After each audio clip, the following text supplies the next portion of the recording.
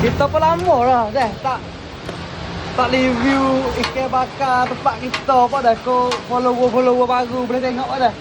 Ikan apa dah buat? Buat ikan barak. Ikan barak. Ikan barak bakar tengok ni. Berapa ekor kali bakar pak? 2 ekor. 2 ekor. Ikan barak lah. Ada. Sutong pi sutong. Itu ada lagi. Sutong tu lagi dah. Ada lagi. Lama dah. Kita nak bagi follower baru boleh tengok dah. Dah tempat kita pun ada ikan bakar. Orang yang tahu dah tu boleh komen buat lah. Boleh komen rasa ke mana boleh main terada kat Lela Story ni. Okey, sutong mana sutong pak? Mana sutong?